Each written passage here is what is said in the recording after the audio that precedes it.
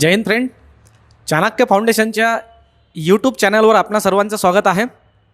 मित्रांनो, नुकत्याच झालेल्या राज्यसेवा पूर्व परीक्षेतील सीसॅट या सेकंड पेपरचं आपल्याला विश्लेषण बघायचं असेल. पेपर जर आपण ॲनालिसिस पाहिलं तर मॉडरेट होता पेपर. काही प्रश्न तर खूपच इझी होते. मुलांनी ज्या पद्धतीने प्रतिक्रिया दिल्या आहेत त्यानुसार असं वाटते की सीसॅटमध्ये 120 ते 140पर्यंत ॲव्हरेज स्कोअर असला पाहिजे आणि मॅक्झिमम विद्यार्थी 150च्या पलीकडेही असू शकतात. मित्रांनो, टोटल ॲनालिसिस जर आपण पाहिलं तर पॅसेज जे आहेत ते मागच्या वर्षीचे जे प्रश्न आहेत किंवा पॅसेज आहेत त्यांच्या कम्पॅरेटिव्हली खूप सोपी होते. एकंदरीत बराचसा फायदा होताना दिसतोय विद्यार्थ्यांचा. ठीक आहे ना? ओके, तर मित्रांनो, पहिल्या प्रश्नापासून सुरुवात करूया. हा एक सेट आहे माझ्याकडे. तुमच्याकडे जो कोणता सेट असेल त्यामध्ये थोडंफार मागे पुढे होऊ शकते. प्रश्न मागे पुढे होऊ शकतात, तर ते एकदा सर्वांनी व्यवस्थित बघायचं असेल. ठीक आहे. पहिला प्रश्न आहे, ABCD या 4 व्यक्तींचे सरासरी वय 30 वर्ष आहे. डीचे वय निश्चित करा. डेटा सफिशियन्सीचा प्रश्न आहे, DSचा. काय दिला मित्रांनो? ABCD यांचे सरासरी वय 30 वर्ष आहे. आता जर मित्रांनो यांचं सरासरी वय जर 30 वर्ष असेल तर यांचं टोटल वय काय असलं पाहिजे? ठीक आहे ना? पहा, टोटल कसं काढूया मला सांगा. एकाचं 30 तर 4 जणांचं किती असलं पाहिजे? 30 गुणिले 4 इज इक्वल टू या चौघांचं एकूण वय जे आहे ते असलं पाहिजे 120 वर्ष. ठीक आहे ना? चला, एवढा डेटा आपल्याला त्याच्याकडून मिळाला आहे. आता अ आणि ब मध्ये काय दिलं आहे बघा. ए व सी यांच्या वयाची बेरीज 60 वर्ष आहे. इथे लिहिलं आपण A+C इज इक्वल टू 60 वर्ष. आपण काय करू शकतो आणखीन पहा. आपण काढू शकतो sir A is equal to 60 - C असं आपण सर या ठिकाणी करू शकतो. बरं, डी ही व्यक्ती A पेक्षा 10 वर्षांनी लहान आहे. डी ही व्यक्ती A पेक्षा लहान आहे म्हणजे A मोठा आहे. त्यापेक्षा एच्या वयातून डीचं वय जर मायनस केलं तर मित्रांनो ते यायला पाहिजे 10 वर्ष. एचं वय आणखीन किती काढू शकतो आपण? A is equal to 10 + D असं काहीतरी आपण या ठिकाणी काढू शकतो. आता बघा मित्रांनो, एचं वय 60 - C आणि एचं वय 10 + D याची जर आपण मांडणी केली तर आपल्याला या ठिकाणी मिळेल 60 - C is equal to 10 + D. ठीक आहे ना? आता व्हेरिएबल चेंज होत आहे म्हणजे या एका पद्धतीने करून पाहिलं तर. दुसऱ्या पद्धतीने पहा, A+C इज इक्वल टू 60. आता यांचं एकूण वय 120 आहे म्हणजे A + B + C + D is equal to 120 असं म्हणता येईल की नाही? त्यापैकी A आणि Cचं वयाची जी बेरीज आहे ती किती आहे मित्रांनो? 60 आहे. तर इथे आपण 60 घेऊ शकतो. जोपर्यंत आपण B आणि D विषयी कुठली माहिती घेऊ शकत नाही किंवा दिलेली नसेल तोपर्यंत आपण याही पद्धतीने जाऊ शकत नाही. इथे काही पुट करून जाऊ शकत नाही. तुम्ही इक्वेशन बनवून पहा. त्या इक्वेशनने मित्रांनो आपल्याला जाता येणार नाही. ठीक आहे ना? जर आपण पहिल्याचा यूज केला तर येत नाही आहे, दुसऱ्याचा यूज करून येत नाही आहे, दोघांना कंबाईन केलं तरी आपण डीचं निश्चित वय काढू शकत नाही आहे. त्यामुळे मित्रांनो या प्रश्नाचं करेक्ट आन्सर असलं पाहिजे विधान 1 व 2 मधून पुरवलेली विधा एकत्रितपणे पुरेशी नाही, कारण त्यांना कंबाईन करूनही मित्रांनो आपण आन्सर जे आहे ते काढू शकत नाही आहे. त्यानंतर पुढला प्रश्न बघूया. आपल्याला दिला आहे ABCD E आणि F ही मुलं परस्पराकडे तोंड करून कानदुखीचा खेळ खेळत आहे. आता बऱ्याचशा विद्यार्थ्यांना हे समजलंच नाही कान कसा दुखते. बरोबर आहे की नाही? कानदुखी म्हणजे काय? तर काहीतरी कानात सांगत असतील, इंग्लिशमध्ये वाचा किंवा मग काही तर अरेंजमेंट तर करता येईल ना, त्यावरून काही तर लॉजिक लागेल. ॲटलिस्ट आपण अरेंज करून पाहूया. ठीक आहे. परस्पराकडे तोंड करून कानदुखीचा खेळ खेळण्यासाठी वर्तुळाकार बसलेली आहेत. मग हा घेतला आपण या ठिकाणी एक वर्तुळ. ठीक आहे. 6 व्यक्ती आहेत. आपण शिकतोय की जर गिव्हन नंबर ऑफ पर्सन जर इव्हन असतील, सम क्रमांकाचे असतील तर ते एकमेकांसमोर घ्यायचे आणि फेसिंग इनसाइड असं तो म्हणतो आहे. आता एक एक व्यक्तीला आपण या ठिकाणी लावूया. पहिला पॉईंट बघा. ए हे मूल Fच्या समोर आहे. ठीक आहे. ए हे मूल Fच्या समोर आहे. इथे जर आपण एला घेतलं तर Fला इथे घ्यावं लागेल कारण ए हा Fच्या समोर आहे. त्यानंतर ए हे Cच्या डावीकडे बसले आहे. ए Cच्या डावीकडे म्हणजे मित्रांनो C असला पाहिजे इथे, ए त्याच्या डावीकडे. ई हे मूल D किंवा Bच्या शेजारी नाही म्हणजे इथं तर घेता येणार नाही म्हणून ईला आपल्याला इथे घ्यावं लागेल. ईला इथं घेतलं तर एक शेजारी F झाला आणि एक शेजारी ई झाला म्हणजे ईचे शेजारी B किंवा D नसले पाहिजे. इथं जर ई घेतला तर त्याचे शेजारी B किंवा D येत नाही. नंतर आहे B हे मूल Aच्या शेजारी नाही, हा A आहे. याच्या शेजारी इथं B नाही आहे म्हणजे मित्रांनो B जो आहे तो असला पाहिजे या ठिकाणी आणि शिल्लक राहिलेला व्यक्ती Dला आपल्याला घेता येईल या ठिकाणी. बरं, आता काय खेळत आहेत ते पहा. Bच्या डावीकडील मूल हा B आहे. Bच्या डावीकडील मुलाच्या कानात जर B हे मूल स्वतःच्या डावीकडील मुलाच्या कानात सर्वप्रथम कुजबुजणार असेल तर पहिल्या फेरीच्या शेवटी कानात संदेश बोलण्याची संधी न मिळणारे मूल निवडा. ठीक, आता पहा, ए एफच्या कानात बोलेल, बी एफच्या कानात बोलेल, कारण बीच्या डावीकडे कोण बसला आहे, एफ आहे. हा याच्या कानात बोलेल, हा याच्या कानात बोलेल, याच्या कानात बोलेल, हा याच्या कानात बोलेल, म्हणजे डीला इथून समोर बोलण्याची संधी मिळणार नाही. म्हणून करेक्ट असलं पाहिजे फक्त डी, या पद्धतीने. ठीक आहे ना. त्यानंतर पुढला प्रश्न पहा, लॉजिकल रिझनिंगचा आहे, स्टेटमेंट अँड कन्क्लुजन सारखं एकदम शांततेत समजून घ्या. हा प्रश्न सॉल्व करताना मला असं वाटते की थोडंसं डोकं जर आपण शांत ठेवलं तर सर्व बाबी दिसून येतील. मैदानावर खेळणाऱ्या सर्व हॉकी खेळाडूंनी निळे टी शर्ट घातले आहे. मैदानावर असलेले सर्व खेळाडू हॉकी खेळत नाही. आपण असं म्हणूया मित्रांनो, हे एक मैदान आहे. या मैदानावर काही खेळाडू हॉकी खेळत आहेत आणि काही खेळाडू इतरही खेळ खेळत आहेत. पण जे हॉकी खेळत आहेत त्यांनी, म्हणजे काय म्हणतोय, सर्व हॉकी खेळाडूंनी निळे चिन्ह असलेले टी शर्ट घातले आहे. जे हॉकी खेळणारे सर्व निळे चिन्ह असलेले टी शर्ट जे आहेत ते घालत आहेत.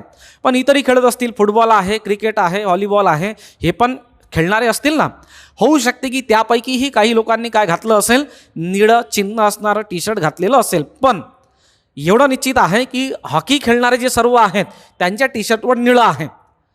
म्हणजे इतरही जे कोण आहेत, कारण मैदानात इतरही आहे की नाही, त्यांच्याकडे कदाचित निळं जे त्यांचं टी शर्ट आहे त्याच्यावर निळं चिन्ह असू शकते.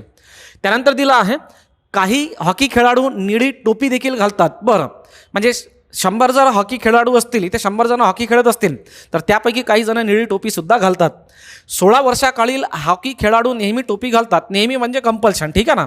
म्हणजे मित्रांनो, जे बिलो 60 आहेत, बिलो 60 आहेत आणि जे काय खेळतात, हॉकी खेळतात, यांनी नेहमी काय घातली पाहिजे, टोपी घातली पाहिजे. इथे लिहूया आपण, यांनी टोपी घातलेली असली पाहिजे असं म्हणतो आहे. आता बघा, ज्यांच्या टी शर्टवर निळे चिन्ह आहे अशा सर्व व्यक्ती हॉकी खेळाडू आहे असं नाही म्हणता येणार. आपण असं म्हणू शकतो की हॉकी खेळणाऱ्या सर्वांच्या टी शर्टवर निळं चिन्ह आहे. पण ज्यांच्या टी शर्टवर निळे चिन्ह अशा सर्व व्यक्ती हॉकी खेळाडू आहेत हे निश्चितपणे म्हणता येणार नाही, कारण इतरही व्यक्ती त्या ठिकाणी खेळत आहेत. जर त्यांच्या टी शर्टवर निळं चिन्ह असेल तर ते हॉकीच खेळत असतील असं नाही, ते दुसरेही खेळ या ठिकाणी खेळू शकतात.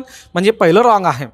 निळी टोपी घातलेल्या सर्व व्यक्ती हॉकी खेळाडू आहेत, रॉंग, कारण काही हॉकी खेळाडू निळी टोपी घालतात, म्हणून सर्व नाही घेता येणार, म्हणून हे चुकीचं. टोपी घातलेले सर्व हॉकी खेळाडू 16 वर्षाखालील आहेत. पहा, हे टोपी घातलेले 16 वर्षाखालील सर्व कोण आहेत, हॉकी खेळणारे आहेत. म्हणून मित्रांनो तिसऱ्या या ठिकाणी काय आहे, करेक्ट आहे. चला, संपला प्रश्न. सोपी प्रश्न आहे, इझिली आपल्याला या पद्धतीने तो सॉल्व करता येईल. त्यानंतर बघूया, एक सोपी प्रश्न आहे ब्लड रिलेशनशिपचा. एवढा इझी अपेक्षित नाही आहे. या आधी पण राज्यसेवा 2016मध्ये असा प्रश्न आयोगाने विचारला आहे, पण तिथे आयोगाने ऑप्शनमध्ये स्कोप दिला होता. या ठिकाणी आयोग स्कोप देत नाही. पहिला पॉईंट आहे, एक्स हा वायचा भाऊ आहे. इथे आपण एक्सला घेऊया. हा वायचा भाऊ आहे, म्हणजे ॲरो जो आहे तो एक्सकडे असला पाहिजे. पाहत्रा बोर्डवर एक्सला घेऊया. हा वायचा भाऊ आहे, म्हणजे याला प्लस करा, इथे वाय घ्या. ॲरोवरती मित्रांनो इथे लिहा, एक्स हा वायचा भाऊ आहे. त्यानंतर झेड ही एक्सची बहीण आहे. बहीण म्हणजे एकाच जनरेशनमधले व्यक्ती. झेड बहीण आहे म्हणून ॲरो झेडकडे करा, मायनस करा. ॲरोवरती मित्रांनो या ठिकाणी लिहा बहीण. प्लस हा मेलसाठी यूज करतो आहे आपण आणि मायनस हा फिमेलसाठी आपल्याला ठिकाणी यूज करायचा आहे. ओके. त्यानंतर यम हा यांचा भाऊ आहे. सध्या यम आणि यन अवेलेबल नाहीत. यन ही वायची मुलगी आहे, हे मात्र आपण घेऊ शकतो. वाय आहे ना, या वायची मुलगी आहे यन. नेक्स्ट जनरेशनमध्ये असल्यामुळे खाली घ्यायचं, मायनस करायचं. ॲरोवरती मित्रांनो या ठिकाणी लिहून घ्यायचं मुलगी. यन ही वायची मुलगी आहे. त्यानंतर हा पॉईंट होल्डवर होता तो लावूया. यम हा यांचा भाऊ आहे. यम भाऊ आहे म्हणजे ॲरो यमकडे असला पाहिजे. हा भाऊ आहे म्हणजे प्लस आणि ॲरोवरती या ठिकाणी लिहिलं आपण भाऊ. यम हा यांचा भाऊ आहे. आता पहा प्रश्न काय आहे. यमचे काका. यमचे काका, पहिले तर काका शोधण्यासाठी पहिले वडील शोधावे लागतील. यम कोणाचा मुलगा दिसतो ॲग्राममध्ये, यम हा वायचा मुलगा दिसतो आहे. बरं, मग वाय मेल आहे की फिमेल आहे सध्या माहीत नाही सर. वाय प्लस पण असू शकतो आणि मायनस पण असू शकतो. म्हणजे वाय ही व्यक्ती या यमचे वडीलसुद्धा असू शकतात आणि आईसुद्धा असू शकते. जर आपण वडील घेतले तर वडिलांचा भाऊ एक्स कोण झाला, काका, आणि आई घेतली तर आईचा भाऊ एक्स कोण झाला, मामा. परंतु मित्रांनो ऑप्शन आपल्याला सपोर्ट करत नाही. करेक्ट ऑप्शन असलं पाहिजे होतं. वायचे लिंग निश्चित होत नाही म्हणून निश्चित सांगता येणार नाही. 2016च्या केसमध्ये हे आपण पाहू शकतो. ठीक आहे ना. ओके. सो करेक्ट आन्सर जे आहे, वडिलांचा भाऊ एक्सच दिसतो आहे. सो करेक्ट आन्सर असलं पाहिजे एक्स. एक सोपी प्रश्न इथं आयोगाने आपल्याला या ठिकाणी विचारलेला होता. त्यानंतर बघूया, जेव्हा एक जागा 18,700 रुपयांना विकली तेव्हा त्या मालकाचे 15% नुकसान झाले. ठीक आहे ना. नफा आणि तोटाचा प्रश्न आहे. 2 व्यवहार करायचा आहे. पहिले विकून तोटा होतो आहे आणि दुसऱ्या विक्रीतून मग आपल्याला 15% नफा कमवायचा आहे. काय करायचं पहा मित्रांनो, एक जागा 18,700 रुपयाला विकली म्हणजे ही काय झाली, सेलिंग प्राईस झाली. सेलिंग प्राईस किती झाली, 18,700 रुपये ही झाली मित्रांनो सेलिंग प्राईस. आता आपण ती 15% तोट्याने विकली, 15% तोट्याने विकली, सॉरी करेक्ट, ही झाली सेलिंग प्राईस, विकली ना आपण. आता ती जागा मित्रांनो आपण 15% तोट्याने विकतो आहे म्हणजे 18,700 रुपयाने जेव्हा आपण विकली तेव्हा आपलं 15% नुकसान झालं. याचा अर्थ आपण ती खरेदी कितीला केली होती, म्हणजे आपल्याला काढायचं असेल कॉस्ट प्राईस. कॉस्ट प्राईस काढायची असेल, कशी काढतो मित्रांनो आपण कॉस्ट प्राईस, पहा असं लिहितो, 15% तोटा आहे ना, म्हणजे 100मधून 15चा तोटा म्हणजे 85 आले असतील, वर घ्यायचं 100 गुणीला 18,700 या पद्धतीने. ठीक आहे ना. याला कॅल्क्युलेट करा. याला कॅल्क्युलेट केल्यानंतर मित्रांनो आपल्याला सेलिंग प्राईस जी मिळते आहे ती मिळते आहे या ठिकाणी 22,000. म्हणजे तो जो भूखंड आहे, ती जी जागा आहे, ती जागा 22,000 रुपयाला खरेदी केली होती आणि 18,700 रुपयाला विकली. त्यामुळे मित्रांनो 15% काय झाला, लॉस झाला. आता जर आपल्याला 22,000ची जागा 15% नफ्याने विकायची असेल तर आपण ती कितीला विकली पाहिजे, म्हणून मग आपण इथे घेऊया सेलिंग प्राईस. ठीक आहे ना. पहा 100, 15% नफा म्हणजे 115 गुणीला इथे घेतला आपण 22,000. ठीक आहे मित्रांनो. 0 कॅन्सल, 115 गुणीला 220 एवढं शिल्लक राहते आहे. याचं जर कॅल्क्युलेशन केलं तर येते आहे 25,300. म्हणजे 15% नफा कमवण्यासाठी आपल्याला ती विकावी लागेल 25,300 रुपयाला. ऑप्शन नंबर 3मध्ये आहे त्या पद्धतीनुसार. चला ठीक आहे ना. पुढला प्रश्न पहा. एका संग्रहालयात काही पक्षी आहेत, यातील 9 पक्षी तुरेवाले तर 10 पक्षी ठिपकेवाले आहेत. पहा, मला असं वाटते की आयोगाने 2019मध्ये हा प्रश्न किंवा यासारखा प्रश्न सेट करण्याचा प्रयत्न केला होता, पण नंतर तो काही कारणास्तव रद्द झाला. आपण इथे लिहूया की आपल्याला 2 प्रकारचे प्राणी दिले आहेत, एक आहेत तुरेवाले आणि दुसरे जे आहेत ते आहेत ठिपकेवाले. बरोबर ना. आता तुरेवाले किती आहेत बघा, 9 तुरेवाले आहेत. इथे घेतला आपण तुरेवाले म्हणजे तुऱ्याच्या सर्कलमध्ये 9 दाखवायचे आहेत. आणि ठिपकेवाले किती आहेत, 10 पक्षी ठिपकेवाले आहेत. म्हणजे ठिपक्याच्या सर्कलमध्ये मित्रांनो आपल्याला दाखवायचे असतील 10. इथपर्यंत क्लिअर. आता बघा समोर तो म्हणतो आहे यातील काहींना तुरे तसेच ठिपकेही आहे, ते घेता येतील आपल्याला या ठिकाणी. यांना काय असतील, यांना मित्रांनो तुरेही असतील आणि सोबतच यांना काय असतील, ठिपके सुद्धा असतील. ओके. समोर म्हणतो आहे संग्रहालयातील पिवळ्या 7 पक्ष्यांपैकी प्रत्येकाला एकतर तुरा आहे किंवा ठिपके आहे. म्हणजे जे 7 जे आहेत ते या ठिकाणी आपल्याला कुठेही बसवता येतील. संग्रहालयातील इथे मी लिहून घेतो 7 जे आहेत ते येलो आहेत. त्यानंतर संग्रहालयात 4 लाल पक्षी आहेत, हे 4 झाले मित्रांनो रेड. 4 लाल पक्ष्यांपैकी सर्वांना फक्त ठिपके आहेत. फक्त म्हणजे मित्रांनो प्युअर, म्हणजे हे जे 4 आहेत ना ते बसले पाहिजे या ठिकाणी. म्हणून इथे घेऊया आपण सर या ठिकाणी काय आला पाहिजे, 4 लाल यायला पाहिजे. आता 4 लाल फक्त ठिपके असणारे येतील, पण फक्त ठिपके असणारे लाल व्यतिरिक्त जर असतील तर तेही मित्रांनो या ठिकाणी येतील की नाही, कारण इथे काय असलं पाहिजे, प्युअर ठिपके असणारे ते घेता येतील आपल्याला या ठिकाणी. आहे ना. 4 तर असतीलच, पण बाकीचे जे आहेत तेही आपल्याला ठिपक्यामध्येच घ्यायची असतील. आहे ना. म्हणजे ते आपल्याला या ठिकाणी घेता येतील. ओके. तर आणखीन दिलं आहे ठिपके आहेत तर संग्रहालयातील पक्ष्यांची शक्य असलेली किमान संख्या निवडा. आता मित्रांनो हा जो डेटा आहे हा डेटा आपल्याला व्यवस्थित पद्धतीने या ठिकाणी अरेंज करायचा असेल. ठीक आहे ना. कसं अरेंज करता येईल, ठीक आहे. पहा सपोज जर आपण या ठिकाणी घेतलं तुरे व ठिपके असणारे 4, तुरे व ठिपके असणारे किती 4. आता इथे जर मित्रांनो आपण 4 घेत असू तर ठिपकेच्या सर्कलमध्ये आपल्याला 10 पाहिजे. मग इथे आपण काय केले, 10 ठेवले. या 10 मधले मित्रांनो 4 जे आहेत ते फुल्ली रेड कलरचे असतील आणि बाकीचे ठिपके असणारे इतर कलरचे असतील. पण इथे 10 घेता येणार नाही का, कारण ठिपक्याच्या सर्कलमध्ये 10 पाहिजे. म्हणजे इथे मित्रांनो आपल्याला किती घ्यावं लागेल, 6च घ्यावं लागेल. या 6 मधले 4 कोणते झाले, रेड झाले. क्लिअर ना. तुरे असणारे एकूण 9 आहेत, त्यापैकी 4 आपण तुरे व ठिपके दोन्ही मिळून घेतले आहेत. याचा अर्थ इथे किती असलं पाहिजे, 5 असलं पाहिजे. या पद्धतीने जर आपण अरेंज केलं तर इथे मित्रांनो आपल्याला ते पण सापडले. आणि 7 पक्ष्यांपैकी प्रत्येकाला एकतर तुरा किंवा ठिपके आहेत, तर ते 7 मित्रांनो याच ठिकाणी कुठेतरी इकडून आणि इकडून आपल्याला मिळवता येतील. क्लिअर आहे की नाही. ओके. तर या पद्धतीने जर आपण अरेंज केली तर एकूण किती झाले, 6 आणि 4 10 आणि 5 15. तर कमीत कमी पक्ष्यांची संख्या जी आहे मित्रांनो ती या ठिकाणी 15 असायला पाहिजे, असं या प्रश्नावरून लक्षात येते आहे. क्लिअर ना. ओके. चला आणखीन एक बघूया. 400 माणसे एका दिवसात 9 तास काम करतात. मित्रांनो, जर तुम्ही चाणक्य फाउंडेशनची टेस्ट सिरीज जर लावली असेल राज्यसेवेची, तर त्या टेस्ट सिरीजमध्ये नाही का हा प्रश्न आपण टाकला आहे. फक्त तिथे नाही का हा प्रश्न असा नव्हता. प्रश्न कसा होता, 400 माणसं 12 किलोमीटर लांबीचा जो फ्लायओव्हर आहे तो 365 दिवसात बांधतात. सुरुवातीला आपण काही माणसं लावले आहेत, त्यांनी 4.5 किलोमीटरचंच काम केलं, तर शिल्लक राहिलेलं काम रिमेनिंग दिवसात पूर्ण करण्यासाठी किती जास्त माणसे लावावे लागतील. सेम तसाच प्रश्न आहे, फक्त इथे सिच्युएशन चेंज झालेले आहेत आणि थोडंफार व्यक्तींची संख्यासुद्धा काय होते, कमी होते आहे. तुम्ही टेस्ट सिरीज जर लावली असेल किंवा तुमच्याकडे पेपर जर उपलब्ध असतील तर निश्चितपणे त्यामध्ये तुम्ही पाहायचं. हा प्रश्न मित्रांनो MDH या फॉर्म्युल्याने सॉल्व करता येईल. ठीक आहे ना. MDH फॉर्म्युला काय म्हणतो आहे, M1 D1 H1 bye W1. ठीक आहे ना. Is equal to M2 D2 H2 by W2. M म्हणजे माणसं, D म्हणजे दिवस, H म्हणजे अवर आणि W म्हणजे मित्रांनो या ठिकाणी वर्क. ठीक आहे. पाहता आपण याच्यामध्ये व्हॅल्यू पुट करूया. 400 माणसं आहे, इथे लिहिलं आपण 400 माणसं. ठीक आहे. 9 तास काम करून 10 दिवसात काम पूर्ण करतात, म्हणजे डीची व्हॅल्यू किती झाली, 10 दिवस. किती तास काम करतात, 9 तास. आणि किती काम केलं, 104. मित्रांनो मानून घ्या, काम समजा 100 आहे, या 100चं 1/4 घेतलं तर किती यायला पाहिजे, 25. म्हणजे यांनी 25 एवढं काम संपवलं असेल, म्हणून W1 घेतलं आपण या ठिकाणी 25. चला ठीक आहे. M2 हे आपल्याला काढायचं आहे, किती माणसं लागतील. D2, D म्हणजे दुसरे दिवस, किती दिवस दिले आहेत आपल्याला, 20 दिवस. आणि किती तास मित्रांनो, 8 तास अपॉन शिल्लक अतिरिक्त काम.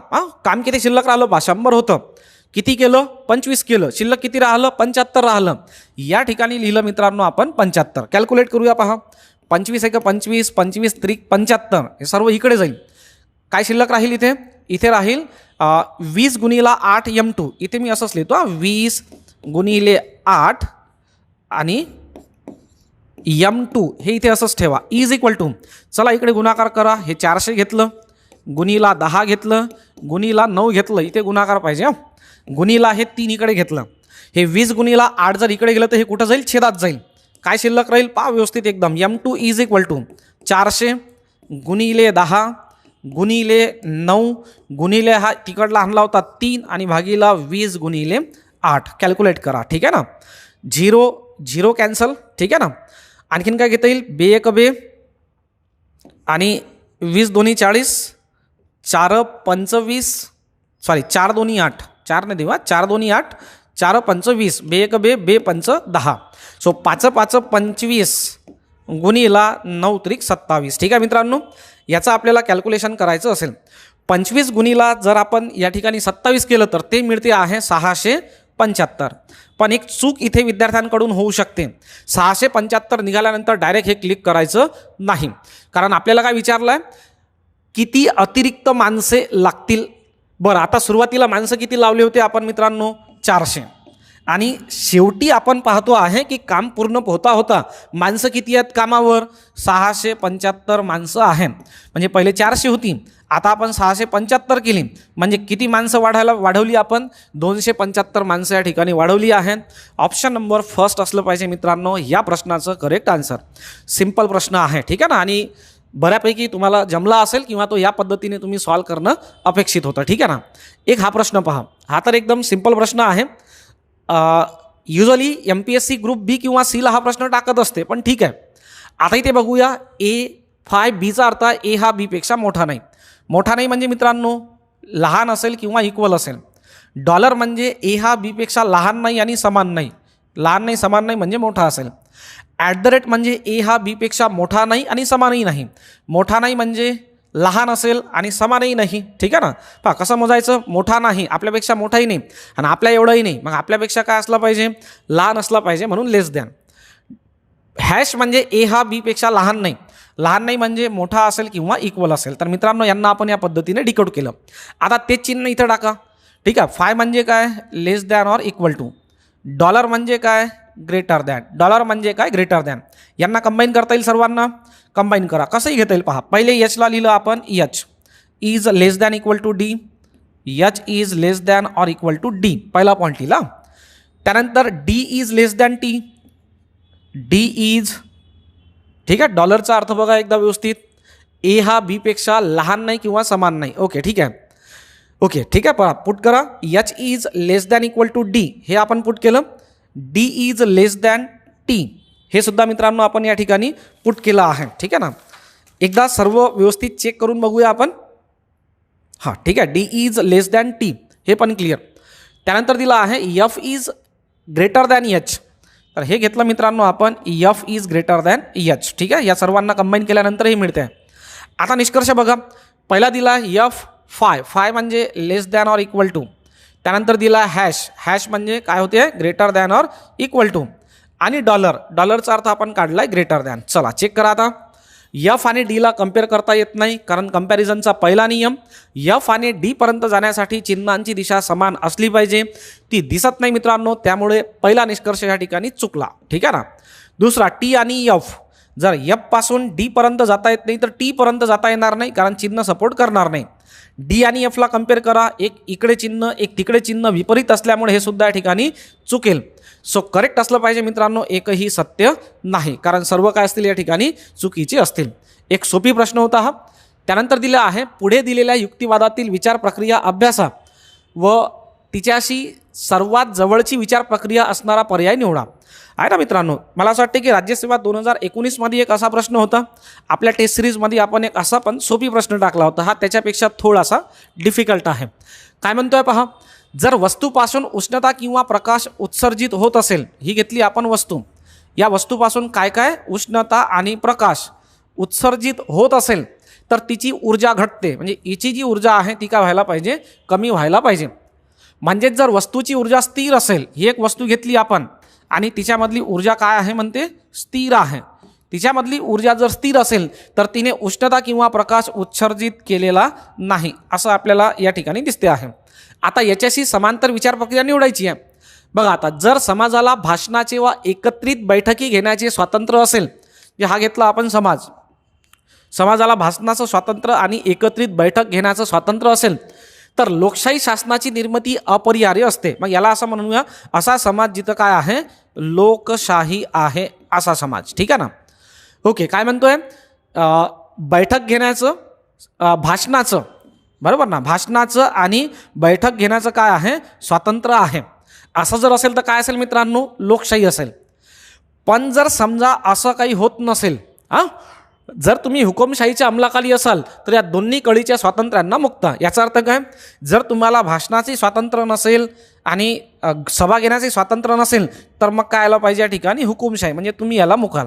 सो पॅरलल वाटते आहे ना, दिसते ना समांतर विचार प्रक्रिया. ए असलं पाहिजे. तरी मला असं वाटते आपण सेकंड पण चेक करून बघूया. सेकंडमध्ये म्हणतोय एकतर चाहते खूप निष्ठावंत असतील किंवा ते आठवड्यामागून आठवडे होणारी संघाची हार मनावर घेत नसतील. ठीक आहे ना. असं घेऊया आपण. हे चाहते आहे. हे कसे आहेत, हे आहेत निष्ठावंत. ओके निष्ठावंत असतील किंवा ते होणारी हार मनावर घेत नसतील. कोणत्याही चाहत्यांना स्वतःच्या संघाचे मार खाणे आवडणारे नसते म्हणून ते खूपच निष्ठावंत असले पाहिजे. थोडंसं मागे पुढे असल्याचं वाटते आहे. पहिल्याच्या कम्पॅरेटिव्हली थोडंसं कमी वाटते आहे. जर या दोघांमध्ये कंपॅरिझन केलं तर पहिलं जास्त करेक्ट असेल. तिसरं वाचा. पाणी आणि सूर्यप्रकाशाच्या सहाय्याने हे झाड पोसले जात राहील कारण झाड टाकण्यासाठी पाणी आणि सूर्यप्रकाशाची आवश्यकता असेल. पॅरलल नाही वाटत. 21 वर्षावरील जो कोणी विद्यापीठाची पदवी धारण करत असेल तो निवडीला पात्र असेल. अमिना 19 वर्षाची असूनही पदवीपूर्व अभ्यास करत असल्याने ती पात्र ठरू शकत नाही. वाटते आहे का, थोडंसं कोरिलेट वाटते आहे पण ए एवढं वाटत नाही. क्लिअर आहे ना मित्रांनो. तर हा प्रश्न आपल्याला या पद्धतीने जज करून सॉल्व करता येईल. ठीक आहे. ओके तर असे डायग्राम वगैरे काढून पाहायच्या किंवा मग आपल्याला जे पटते आहे त्या पद्धतीने थोडंफार काहीतरी काय म्हणूया आपण त्याला फ्लो चार्ट वगैरे काढून बघायचा. ठीक आहे की नाही, करता येईल. हा एक कन्फ्युजिंग प्रश्न आहे. विद्यार्थ्यांना याबाबत बरंचसं कन्फ्युजन झालं की सर हा प्रश्न नाही लक्षात आला कसा सॉल्व करायचा. ठीक आहे. तर पझलच आहे मित्रांनो. आपण पाहतो ना की पझल खूप जास्त आपल्याला या ठिकाणी विचारली जाते. पझलच आहे. फक्त कशी सॉल्व करायची पहा. सुट्टीसाठी 5 मैत्रिणींना मिळून आसपासच्या एखाद्या गावी जायचे होते पण कुठे जायचे हे ठरवणे त्यांना कठीण जाऊ लागले.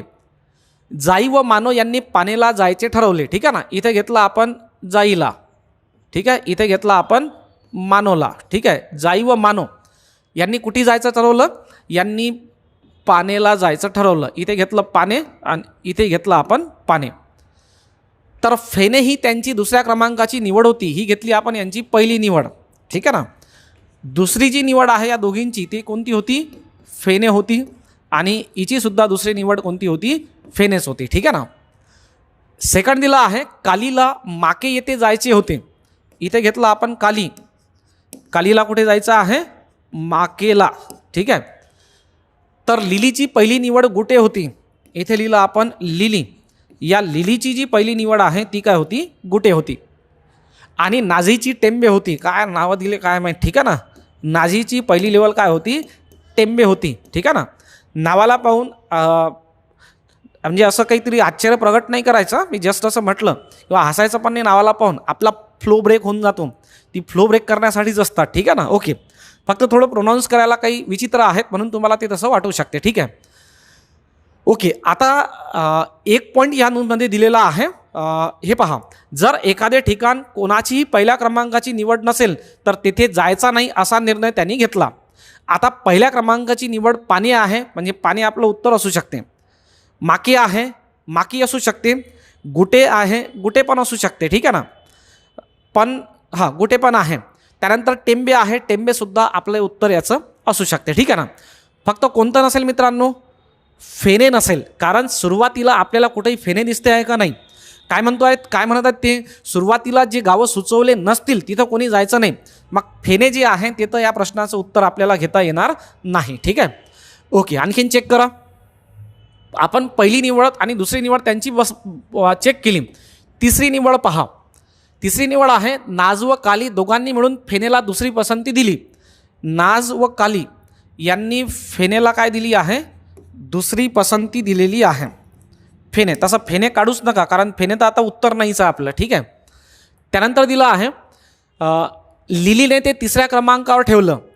लिलीने फेनेला तिसऱ्या क्रमांकावर ठेवलं आणि लिलीने दुसऱ्या क्रमांकावर बघा तिसऱ्या क्रमांकावर ठेवून टेंबेची दुसऱ्या क्रमांकावर पसंती ठेवली. म्हणजे लिलीने दुसऱ्या क्रमांकावर कोणाला प्रेफर दिला आहे? टेंबेला प्रेफरन्स दिला आहे. त्यानंतर दिलं आहे जाईची तिसरी निवड गुटे होती. ही जाई आणि इथे तिसरी जी निवड आहे ती कोणती आहे? गुटे आहे. ओके. तर नाजची तिसरी निवड माके होती. हे नाज आहे. याची तिसरी निवड कोणती आहे मित्रांनो? माके आहे. तर इथे घेतला आपण या ठिकाणी माके.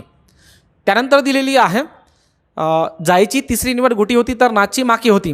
मैत्रिणींनी पहिल्या निवडीला 3, दुसरीला 2 आणि तिसऱ्या निवडीला 1 यानुसार गुण निर्धारित करण्यासाठी सहमत झाल्या. आता आपण गुण देऊया. पहा, हे टेंबे आहे. म्हणजे पहिलं ऑप्शन हा टेंबे. पहा, टेंबे फक्त इथे दिसते आहे म्हणजे याला 3 गुण मिळतील. हां, पहा, पेन चेंज करूया. याला 3 गुण मिळाले. इथं टेंबे आहे म्हणजे याला किती गुण मिळाले असतील? 2. आणखीन टेंबे कुठं बसते पहा. ठीक आहे ना. एक टेंबे इकडे बसेल. आणखीन पहा काही चुकलं आहे का? मानवचं हां, नाज व काली दोघांनी मिळून फेनेला दुसरी पसंती दिली. लिलीने ते तिसऱ्या क्रमांकावर ठेवून टेंबेची दुसऱ्या क्रमांकावर पसंती घेतली. ओके, पसंती दिली.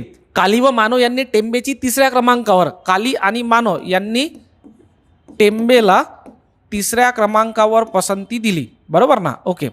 टेंबे. आता चेक करा मित्रांनो. टेंबेला इथं 3 गुण पडले, इथे 2 पडले, इथं 1 पडला आणि इथं 1 पडला. 3 आणि 2 5 6 7 म्हणजे टेंबेला किती गुण पडत आहेत या ठिकाणी? 7 पडत आहे. हे तर आपल्याला या ठिकाणी घ्यायचंच नाही. ओके. आता पानेला चेक करा किती पडले आहेत. पाने कुठं आहेत? हे इथं आहे. 3 आणि 3 6. आणखीन कुठं पानं आहे का? नाही आहे. म्हणजे पानेला किती गुण पडले? 6 पडले. म्हणजे हे आपलं उत्तर नसेल आणि हे मित्रांनो येणार नाही. सो शिल्लक काय राहते? फक्त टेंबे, ज्याला सर्वात जास्त गुण पडले आहेत. म्हणजे त्या सर्वजणी कुठे जायला पाहिजे? टेंबेला जायला पाहिजे. ठीक आहे ना. ओके. काहीतरी असा वेगळा प्रश्न होता पण मला असं वाटते की मांडणी जर करता आली तर तुम्हाला व्यवस्थित सॉल्व करता येईल. हा प्रश्न बघा, यावर्षी थोडासा कठीण लेवलचा विचारला आहे. ग्रुप बी मध्ये या मागच्या वर्षी यावर एक प्रश्न विचारण्यात आला होता. गाडलेली जागा भरून समान अर्थाची, अर्थ समान निघाला पाहिजे आणि 2 वाक्य बनली पाहिजे असं तो म्हणतो आहे. मित्रत्वाने व लोकशाही पद्धतीने संबोधले जाण्याची सवय असल्यामुळे, म्हणजे आपण असं म्हणूया की एक व्यक्ती आहे ज्याला सवय आहे की तो कोणालाही काय मानतो? मित्रच मानतो. आपण मित्र मानतो तर आपण पाहतो ना मित्रांसोबत आपण कसं बोलतो. ठीक आहे की नाही? म्हणजे आपली लँग्वेज वगैरे या पद्धतीने. ओके, मित्रत्वाने आणि लोकशाही पद्धतीने संबोधले जाण्याची सवय आहे. एक व्यक्ती आहे, तो लोकांसोबत एक तर मित्रत्वाने बोलतो किंवा मग लोकशाही पद्धतीने बोलतो. मग कधी कधी काय होते की आपण जास्तच काही केलं तर लोकांना राग पण येतो, ठीक आहे ना, असंच काहीतरी असल्यामुळे अनेक अध्यापक नव्या विभाग प्रमुखाच्या, म्हणजे हा जो विभाग प्रमुख आहे त्याला या पद्धतीची सवय आहे, तो काहीतरी बोलतो आहे. अनेक अध्यापक नव्या विभाग प्रमुखाच्या सुरुवातीच्या भाष्याच्या रिकामी जागा शैलीमुळे अलिप्त राहिले. आता समान अर्थ असला पाहिजे, आशावादी आणि अनुकूल. मला सांगा, हे जर आपण घेतलं तर ही पॉझिटिव्ह टोन आहे आणि अलिप्त म्हणजे मित्रांनो निगेटिव्ह टोन आहे. हा प्रकार जेव्हा मी तुम्हाला शिकवतो तेव्हा मी नेहमी असं म्हणतो की याची टोन लक्षात घ्या, कारण हा बँकिंगची जी क्लोज टेस्ट राहते इंग्लिशमध्ये त्या प्रकारामधून बिलॉंग करतो. तिथे आपण टोन वगैरे लक्षात घेतो. इथे मित्रांनो तुम्ही टोन सारखी जी बाब आहे ती लक्षात घेतली पाहिजे, म्हणजे हे नाही चालणार.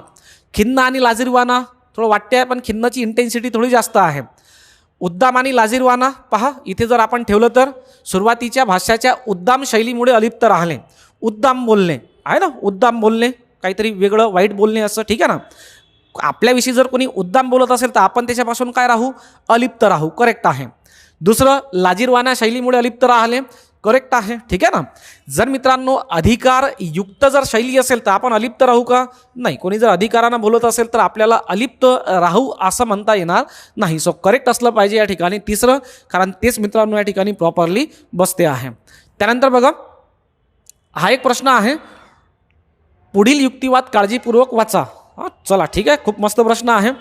पुढील युक्तिवाद काळजीपूर्वक वाचा. संशोधक म्हणून चमूंच्या सदस्याच्या कॉफींच्या कपांची संख्या कमी करण्याचा निर्णय हा हृदयविकारांचा धोका कमी करण्याशी संबंधित नाही हे सत्य असल्यास उचित दर्शवणारा पर्याय निवडा. म्हणजे काही लोक आहेत, चमू म्हणजे संघ, काही लोक आहेत, त्या लोक कॉफी जास्त पित असतील, मग आपण काय केलं आहे, त्यांच्या कॉफीच्या कपांची संख्या कमी केली. आणि कारण काय देतो आपण, कारण त्याच्यामुळे हृदयविकाराचा धोका कमी होईल. बरोबर आहे की नाही, हृदयविकाराचा धोका कमी होईल असं म्हणतो आहे. पण तो असं म्हणतो आहे की कपांची कमी करण्याच्या संख्यांचा निर्णय हा हृदयविकाराचा धोका कमी करण्याशी नाही, म्हणजे याचा काही संबंध नाही. कॉफी पिण्याची संख्या जर कमी केली तर हृदयविकार होण्याची शक्यता कमी असेल, यांचा काही संबंध नाही. हे दर्शवणारं आपल्याला काय करायचं असेल, या ठिकाणी पर्याय निवडायचा असेल. दिलेला डेटा वाचूया. कॉफी पानाच्या परिणामांचा अभ्यास करणाऱ्या संशोधकांच्या एका समूहाला ज्या व्यक्ती सरासरी 4 कपांपेक्षा जास्त कॉफी पितात त्यांना 2.5 पटीने हृदयविकारांचा धोका असतो असे आढळले आहे.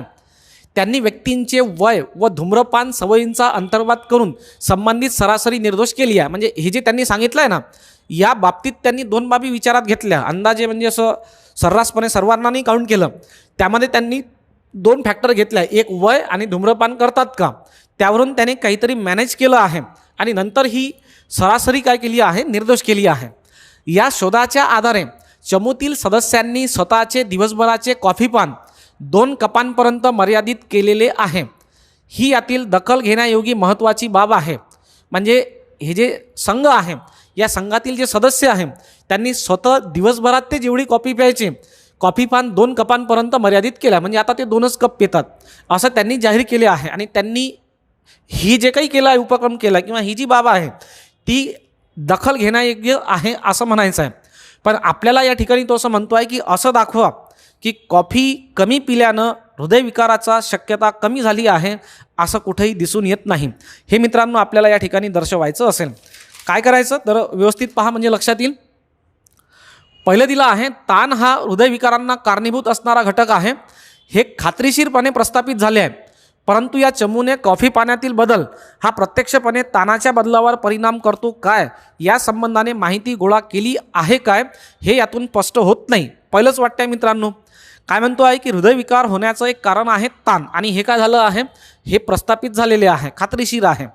बरोबर ना. आता तुम्ही जर कॉफी कमी पित असाल तर तुमच्यावर कमी ताण पडतो का, आणि जर हे करेक्ट असेल तर मग मात्र मित्रांनो कॉफी पाणी पिल्याने तुम्हाला हृदयविकाराची शक्यता कमी होईल असं म्हणता येईल आपल्याला. पण या संदर्भात यांनी काही अभ्यास केलेला नाही, स्पष्ट होत नाही असं दिसते आहे. म्हणजे हे तरी असं म्हणतो आहे की बाबा यांचा काही संबंध नाही. हे थोडंसं करेक्ट या ठिकाणी वाटते आहे. आणखीन चेक करा. मोठ्या प्रमाणात धूम्रपान करण्याच्या तुलनेत धूम्रपान न करणाऱ्या व्यक्ती 1/3 पट कॉफी पितात, हे अन्य संशोधनातून पुढे आलेलं आहे. ठीक आहे ना, काही फारसं कोरिलेट करत नाही. आपल्याला हे दाखवायचं आहे, हे फारसं असं दाखवत नाही, त्यामुळे चुकीचं. मोठ्या प्रमाणात कॉफी पिणे रक्तातील कोलेस्टेरॉलची पातळी वाढवण्यास कारणीभूत होते, हे अन्य संशोधनातून पुढे आले आहे आणि ते हृदयविकाराच्या धोक्याच्या अगदी जवळचे निर्देशन आहे. हा मित्रांनो नाहीचा नाही, हा होचा आहे. म्हणजे कॉफी पिणं कमी जर केलं तर हृदयविकार होण्याची शक्यता कमी असेल. हा होच्या संदर्भात बोलतो आहे, नाहीच्या नाही, त्यामुळे हे घेता येणार नाही. दर दिवशी 3 किंवा अधिक कप कॉफी पिणाऱ्या व्यक्तींना असलेला हृदयविकाराचा धोका दर दिवशीच्या प्रत्येक जादा कॉफी पाण्याच्या प्रमाणात वाढतो, असे त्यांनी स्वतः केलेल्या संशोधनात आढळले आहे. काय म्हणतो पहा, दर दिवशी 3 किंवा अधिक कप कॉफी पिणाऱ्या व्यक्तींना हृदयविकाराचा जो धोका आहे तो दर दिवशी जादा कॉफी कपाच्या प्रमाणात वाढतो, असे त्यांनी केलेल्या संशोधनात वाढले आहे. म्हणजे जास्त कॉफी जर प्याल तर हृदयविकाराचा धोका काय होईल, वाढेल. पण आपल्याला काय करायचं आहे ठिकाणी, याचा काही संबंध नाही असं दाखवायचं आहे. म्हणजे मित्रांनो हे घेता येणार नाही. सो करेक्ट काय असलं पाहिजे या ठिकाणी, ऑप्शन नंबर फर्स्ट हे करेक्ट असलं पाहिजे. ठीक आहे ना. त्यानंतर बघा प्रोबॅबिलिटीचा प्रश्न आहे. सोपी प्रश्न आहे. सुरुवातीला तर प्रोबॅबिलिटीचा फॉर्म्युला तुम्हाला माहिती असला पाहिजे. ठीक आहे. Probability of event E is equal to मित्रांनो N of E by N of S. N S काढणे म्हणजे काय, एकूण काय काय परिणाम निघतात ते काढणे म्हणजे मित्रांनो एन एस. तर इथे आपण सुरुवातीला एन एस काढूया. कसं काढायचं एन एस, पहिले एकूण बॉल मोजायचे किती आहे, 2 लाल आणि 3 5 आणि 2 7. या 7मधून किती काढायचे आपल्याला, 2 चेंडू काढायचे. कसे काढतो आपण 7मधून 2 चेंडू, 7C2 या पद्धतीने आपण काढतो. फॉर्म्युला लावा, n फॅक्टोरियल म्हणजे 7 फॅक्टोरियल अपॉन r फॅक्टोरियल म्हणजे 2 फॅक्टोरियल आणि n मायनस r म्हणजे मित्रांनो या ठिकाणी 5 फॅक्टोरियल. ठीक आहे ना. पाहता फॅक्टोरियल म्हणजे काय, तर 7 गुणिला 6 गुणिला 5 असं 1 पर्यंत जायचं. आता याच्यानंतर 1 ते 5 असेल, खाली पहा 2 म्हणजे 2 गुणिला 1 म्हणजे 2 आणि त्यानंतर असेल मित्रांनो 1 ते 5. तर वरचं 1 ते 5 आणि खालचं 1 ते 5 काय केलं आपण, कॅन्सल केलं. बेक बे बेत्रिक 6 आणि इथे ते आहे सायंत्रिक 21. म्हणजे आपलं जे एन एस आहे ते किती आलं, 21 आलं. आता एनी काढूया. एनी म्हणजे काय, आपल्या जर चेंडू काढले तर एकही चेंडू निळा नसला पाहिजे. मग जर मित्रांनो आपल्याला जर एकही चेंडू निळा पाहिजे नसेल, इथे लिहितो पहा मी, तर आपण निळ्यामधून निवडणारच नाही. मग निळे वगळता इतर चेंडू कोणते आहेत, लाल आणि हिरवे. किती आहेत, 3 आणि 2. तर हे झाले 5. 5मधून 2 निवडले आपण, 5C2 या पद्धतीने.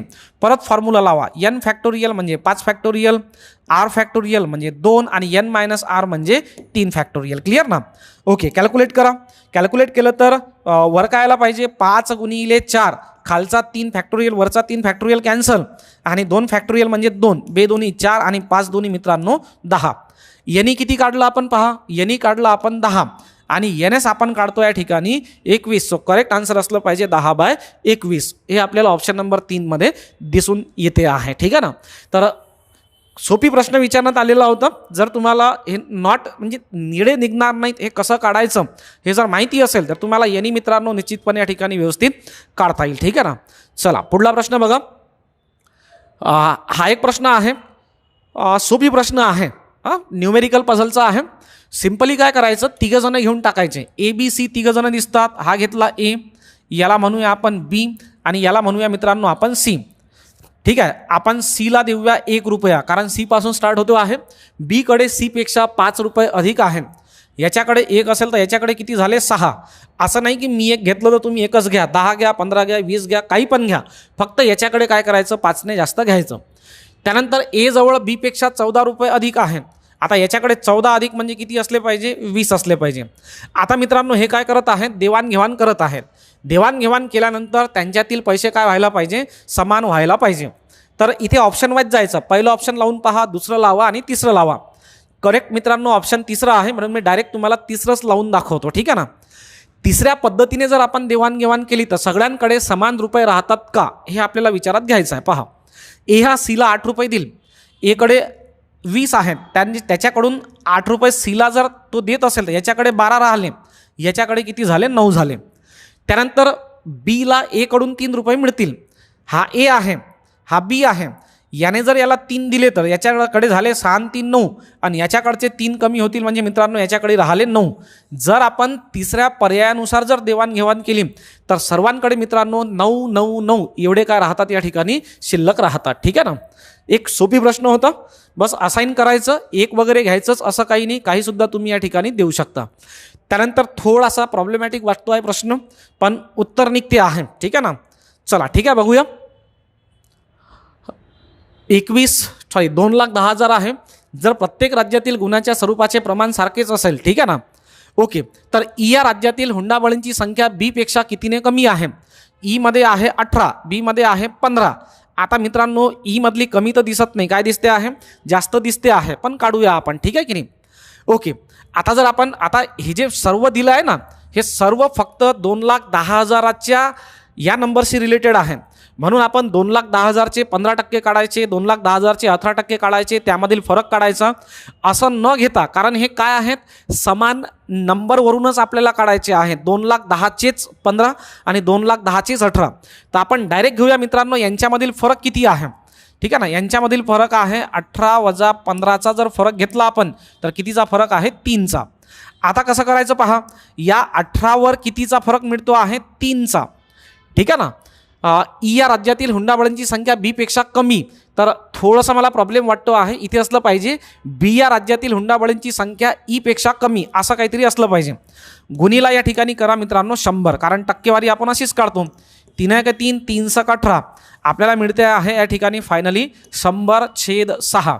याला मित्रांनो स्प्लिट करा. याला स्प्लिट केलं तर आपल्याला काय मिळेल या ठिकाणी? हां ठीक आहे, पहा काय मिळते आहे, 16×96 म्हणजे 16, 96 आणि 4/6. याला लहान करा, 2×4 2×6 16.203 16.203 आपल्याला या ठिकाणी मिळते आहे. याला पायचार्ट असं म्हटलं जातं. आणि हा जो प्रकार आहे मित्रांनो, हा प्रकार आहे डेटा इंटरप्रिटेशनचा. ठीक आहे ना. DIचा हा एक प्रकार आहे.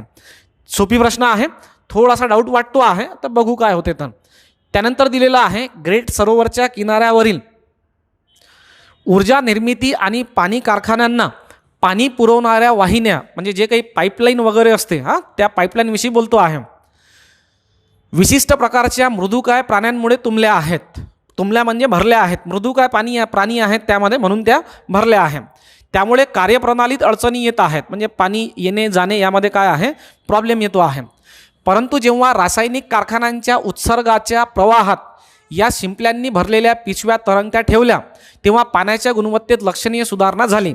म्हणजे जे केमिकलचे जे कारखाने आहेत त्यांच्यामधून जे बाहेर पडणारं पाणी आहे, या सर्वांमुळे त्याच्यामध्ये काय झाली आहे, त्या पाण्यामध्ये त्याच्या गुणवत्तेत सुधारणा झाली आहे. एवढंच नाही तर त्यांच्या आपसाच्या फक्त पाण्यातून गाळून घेतलेले शेवाळ हावरटपणे फस्त करताना त्या उत्सर्गातील धोकादायक टाकाऊ पदार्थही काढून घेतात, असे लक्षात आले आहे. ठीक आहे ना.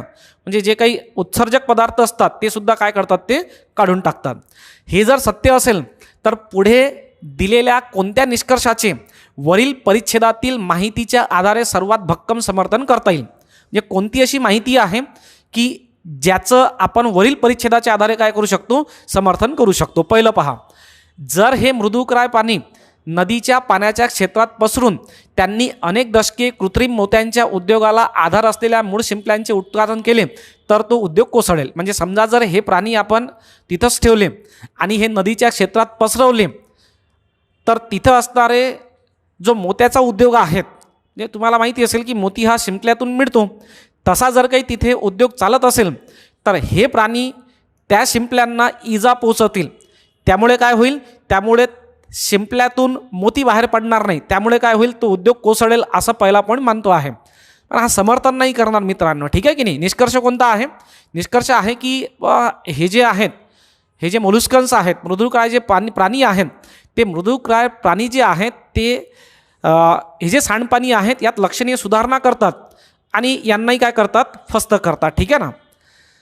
सेकंड आहे, जर त्यांना उपलब्ध असलेले शेवाळ हे मृदुकाय प्राणी खाऊन संपवू शकले नाहीत तर कारखान्यांच्या पाणी पुरवठा वाहिन्या त्यामुळे तुंबतील. हे थोडं करेक्ट वाटतं आहे ना, की शेवाळ आहे ते शेवाळ मृदुकाय प्राणी खात आहेत, पण जर समजा हे मृदुकाय प्राणी ते शेवाळ संपवू शकले नाहीत तर कारखान्यात पाणी पुरवठा केलेल्या ज्या वाहिन्या आहेत त्या या शेवाळामुळे काय होतील, तुंबून जातील. तर हे या ठिकाणी काय वाटते आहे, करेक्ट वाटते आहे.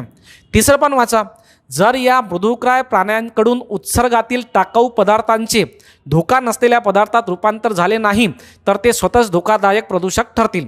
हे नाही चालणार, हे समर्थन नाही करत. ठीक आहे की नाही, हे थोडं अपोज करताना दिसते. हे मृदुकाय प्राणी मालवाहू जहाजातून इथे आणले गेले आहे आणि या परिस्थितीत त्यांची संख्या नैसर्गिकरित्या नियंत्रित होत नसल्याने उत्तम प्रकारे पोचले जात आहेत. हे थोडंसं समर्थन देते आहे, कारण तुंबले आहेत, खूप वाढलं आहे आणि हे काय म्हणतो आहे, उत्तम प्रकारे पोचले जाते आहे. पण जर कंपॅरिझन केलं ना मित्रांनो, तर एचं जे वेटेज आहे पहिल्याचं ते या ठिकाणी जास्त असल्याचं दिसून येते. सॉरी, एचं नाही, सेकंडचं जे वेटेज आहे ते जास्त असल्याचं या ठिकाणी आपल्याला दिसून येते आहे. ठीक आहे ना, त्यामुळे ते करेक्ट आपल्याला घेता येईल.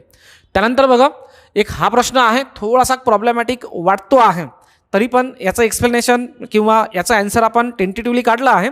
तर मला असं वाटतं की थोडीशी वाट पाहायला पाहिजे आपण की काय येते आहे. ठीक आहे, त्यानंतर पहा, खालील संख्यांपैकी किती संख्यांना 273ने भाग जात नाही आणि आहे, हे मित्रांनो तुम्हाला या ठिकाणी व्यवस्थित वाचता यायला पाहिजे. ठीक आहे ना, काय म्हणतो आहे, 273ने भाग गेला पाहिजे.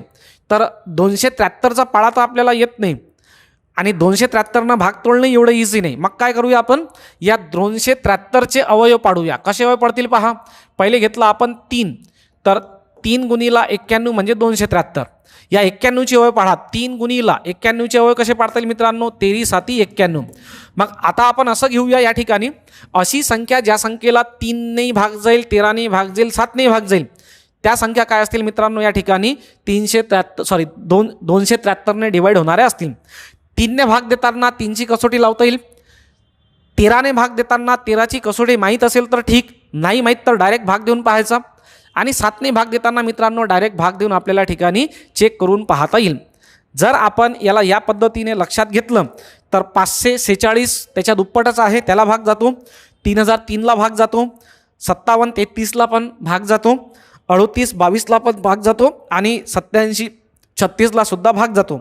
म्हणजे एकूण ज्या संख्या आहेत 1 2 3 4 5 6 7 8, यापैकी या 1 2 3 4 5 संख्यांना भाग जातो.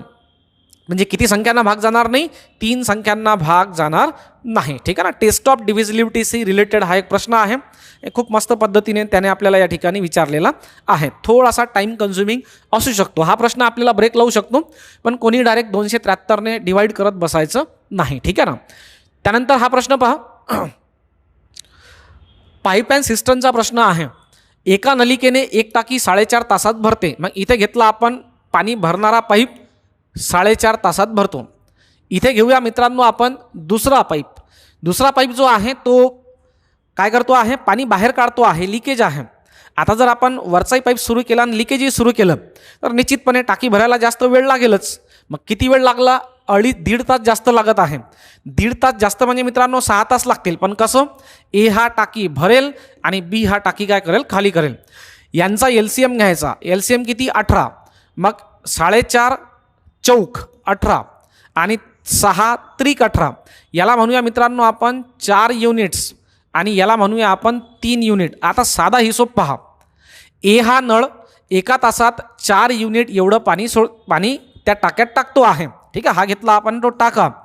ए या नळाने यामध्ये 4 युनिट एवढं पाणी काय केलं आहे, सोडलेलं आहे. पण खालचा नळ सुरू असल्यामुळे काहीतरी पाणी मित्रांनो बाहेर पडलं आणि एवढं पाणी बाहेर पडलं की याच्यामध्ये आता पाणी किती राहिलं, 3 युनिटच राहिलं. याचा अर्थ मित्रांनो या नळाने एका तासात पाणी किती बाहेर पडते आहे, 1 युनिट एवढं पाणी या नळाने बाहेर पडते आहे. क्लिअर आहे की नाही. पहा, 4 आपण पाणी टाकलं, लिकेज सुरू आहे, 1 तास हे पण सुरू होतं, 1 तास हे पण सुरू होतो. एका तासात याने 4 लिटर पाणी टाकलं आणि नंतर जेव्हा आपण टाक्यात चेक करून पाहिलं तर त्याच्यात 3च लिटर पाणी होतं. याचा अर्थ एका तासात या नळातून 1 लिटर पाणी वाहून जाते आहे. आता बघा, एका तासात 1 लिटर पाणी जर वाहून जाते आहे तर टाका पूर्ण किती लिटरचा आहे, 18 युनिट म्हणजे 18 लिटरचा आहे. एका तासात 1 लिटर पाणी बाहेर जाते तर 18 लिटर पाणी बाहेर जाण्यासाठी लागले पाहिजे 18 तास. संपला प्रश्न. ठीक आहे ना, सोपी आहे, फारसा असा डिफिकल्ट प्रश्न नाही आहे. त्यानंतर बघा, हा एक प्रश्न आहे. माणूस चलित वा माणूसविरहित प्रौद्योगिक प्रगत सागरी पाण्यातील वाहनांमुळे हां ठीक आहे, हे सर्व आपण वाचलं. प्रश्न काय विचारला ते पहा. प्रश्न काय आहे पहा. पुढील परिच्छेद काळजीपूर्वक वाचून युक्तिवादाच्या केंद्राचे सर्वात उत्तम वर्णन करणारे विधान आपल्याला निवडायचं आहे. ठीक आहे ना. हे जर आपण पूर्ण वाचलं तर आपल्या असं लक्षात येते की हे जे काही आता बनलेले आहेत जे टेक्नॉलॉजीमुळे माणूस चलित म्हणजे मॅन्युअली किंवा मग माणूस नसणारे जे वाहनं आहेत ते समुद्राच्या तळाशी जातात, काहीतरी ते संशोधन करत आहेत. ठीक आहे ना. बऱ्याचशा माहिती ते गोळा करून आणतात आणि याचा उपयोग आपल्याला कुठे होतो आहे. ऊर्जा व अन्न यांच्याशी संबंधित मानवजातीच्या गंभीर समस्या सोडवणे कदाचित याच्यामुळे काय होऊ शकते, शक्य होऊ शकते. हा युक्तिवाद आहे की बाबा आपण जर असं केलं तर आपल्या अन्न आणि ऊर्जाशी संबंधित ज्या समस्या आहेत त्या सॉल्व्ह होऊ शकतात. याचे उत्तम वर्णन करणारे विधान निवडायचं आहे. सिंपल आहे. पहा कोणतं वाट्य आहे, तिसरं वाट्य आहे. ठीक आहे ना. पाण्याखालील प्रगत वाहने समुद्र संबंधाने विदा गोळा करतात आणि तिचा वापर ऊर्जा व अन्न दुष्काळाशी संबंधित समस्या सोडवण्यासाठी करता येईल. इतर मात्र फारसं कोरिलेट करताना दिसत नाही. ठीक आहे ना. चला नेक्स्ट बघूया. लॉजिकल रिझनिंगचे प्रश्न थोडे इझी असल्याचं लक्षात येते आहे. हा पण एक इझी आहे मित्रांनो प्रश्न. ठीक आहे ना.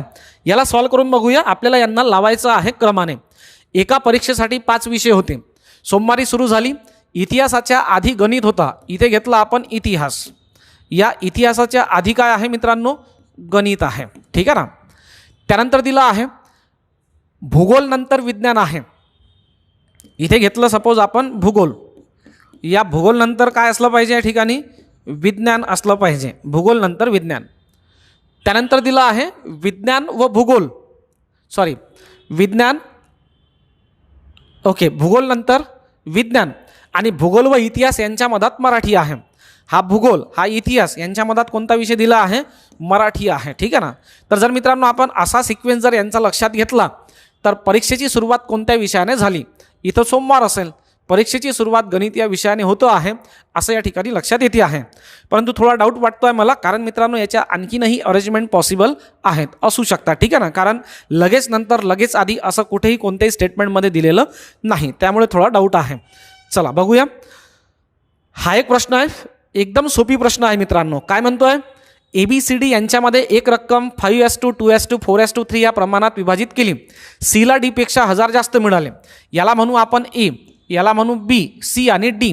जर आपण इथे पाहिलं तर Cला Dपेक्षा एक घटक युनिट म्हणूया, 1 युनिट एवढी रक्कम जास्त मिळते आहे.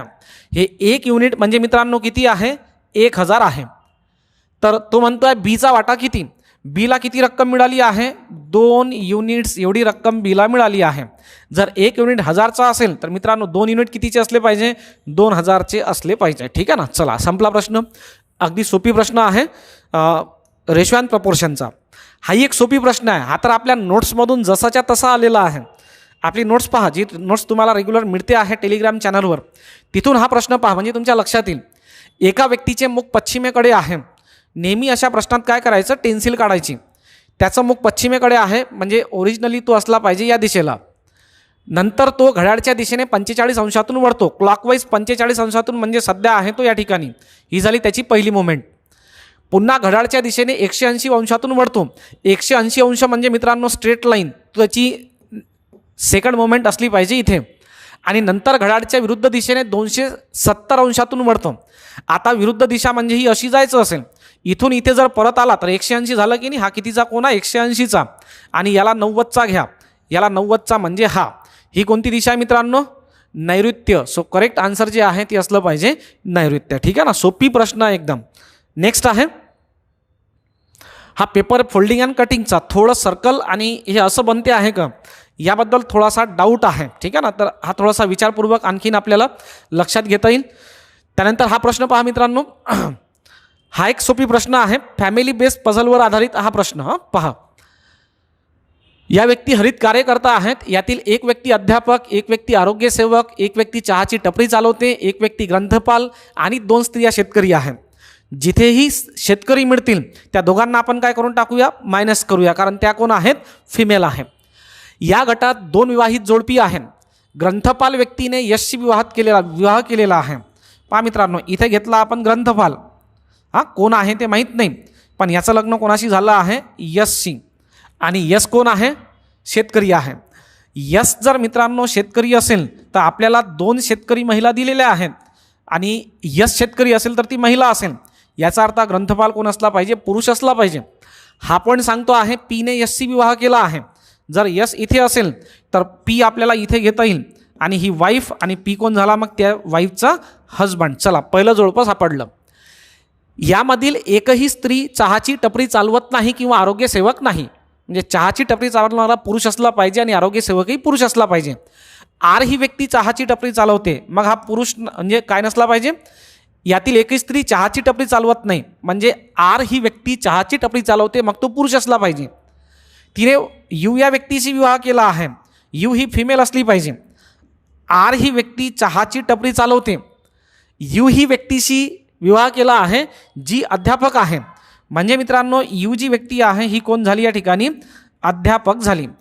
आता कोण कोण शिल्लक राहिलं ते पहा. 2 जोडपे पी एस आणि आर यू हे सापडले. काय शिल्लक राहिलं? पी क्यू शिल्लक राहिलं आणि आर झालं P Q R S T शिल्लक राहिलं. ठीक आहे ना. आपल्याकडे 2 प्रोफेशन शिल्लक आहे, एक आरोग्यसेवक आणि एक शेतकरी. कारण 2 शेतकरी आहे ना, एकच आपण घेतला आहे. इथं दिलं आहे टी शेतकरी नाही. मित्रांनो टी जर शेतकरी नसेल तर टी कोण असला पाहिजे? मग आरोग्यसेवक असला पाहिजे. मग शेतकरी कोण राहील? क्यू राहील, कारण तो एकटाच का राहिला? या ठिकाणी शिल्लक राहिलेला आहे. आणि शेतकरी कोण आहेत? महिला आहेत. याचा अर्थ क्यू कोण असली पाहिजे? महिला. आणखीन एक पॉईंट आहे, एकही स्त्री चहाची टपरी चालवत नाही किंवा आरोग्यसेवक नाही. म्हणजे आरोग्यसेवक ही स्त्री नसेल, म्हणजे टी कोण असला पाहिजे? पुरुष असला पाहिजे. मग दिलेल्या पर्यायातून असत्य विधान निवडा. गटातील स्त्रियांची संख्या निश्चित करणे शक्य नाही, हेच असत्य आहे. कारण मित्रांनो इथे स्त्री आणि पुरुष दोघांची संख्या आपल्याला काय करता येते? निश्चित करता येते. त्यामुळे हे जे आहे ह्या ठिकाणी काय आहे? चुकीचं असेल. त्यानंतर नेक्स्ट बघा. चला ठीक आहे ना. तर इथे मॅथ्स आणि रिझनिंगचे जे प्रश्न आहेत ते मित्रांनो आपण संपवलेले आहेत. ठीक आहे. तर पेपर थोडासा इझी टू मॉडरेट होता, फारसा काही असा डिफिकल्ट नव्हता. जे 1-2 प्रश्न राहिलेले आहेत त्याचं एक्सप्लेनेशन लवकरात लवकर तुम्हाला निश्चितपणे मिळेल. त्याबद्दल मित्रांनो थोडीशी शंका आहे, ते जे प्रश्न आपण होल्डवर ठेवले आहे. क्लिअर ना. तर इथे आपण थांबूया. बऱ्यापैकी तुम्हाला सर्व ज्या बाबी आहेत त्या लक्षात आलेल्या असतीलच. धन्यवाद.